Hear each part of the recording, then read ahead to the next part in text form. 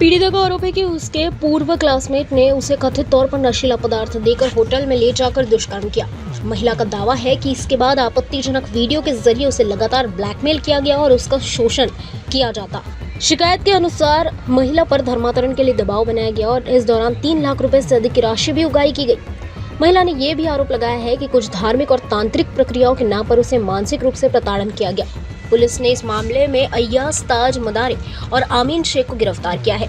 दोनों आरोपी कलमेश्वर तहसील के निवासी बताए जा रहे हैं। वहीं हजरत मौलाना नामक आरोपी फिलहाल फरार है और पुलिस उसकी तलाश कर रही है। सोनेगांव पुलिस ने आरोपियों के खिलाफ बलात्कार, धर्मांतरण के प्रयास और महाराष्ट्र नरबली एवं अन्य अमानवीय घोरी प्रथा तथा काला जादू प्रतिबंध कानून सहित विभिन्न धाराओं के तहत मामला दर्ज किया है। जांच के दौरान मोबाइल चैट, सीसीटीवी फुटेज, आर्थिक लेन देन और अन्य इलेक्ट्रिक साक्ष्यों की पड़ताल की जा रही है।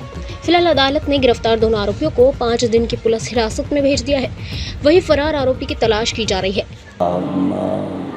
MP म्हणजे मध्य प्रदेश राज्यातील एका ठिकाणी जे आहे तो मुलगा जो आहे तो घेऊन गेला होता, ते सोबत गेलेले होते आणि त्या ठिकाणी जे आहे तिचं जे आहे कन्व्हर्जन जे आहे केलं असल्याची जे आहे विक्टीम बोलते आहे आणि त्यानंतर निकाह लावल्याचं नाही का निकाह लावल्याचं जे आहे ती त्या ठिकाणी जे आहे ते बोलते आहे। यामधला जो आरोपी मुख्य आरोपी आणि जे पीडित आहे हे दोघेही एकमेकाशी परिचित आहेत।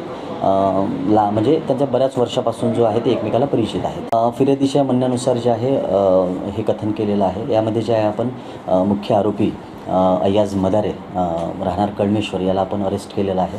त्याचबरोबर जे आहे त्याला सहकार्य करणारा त्याचा मित्र याला सुद्धा अमीन शेख नावाचा याला सुद्धा आपण या ठिकाणी जे आहे अरेस्ट केलेला आहे। आणि आपल्या याच्यामध्ये जे आहे जे फिर्यादीचं म्हणणं आहे, जे पीडितेचं म्हणणं आहे त्या अनुषंगाने जे आहे आपण सखोल तपास जो आहे तो वरिष्ठांच्या मार्गदर्शनामध्ये सुरू आहे।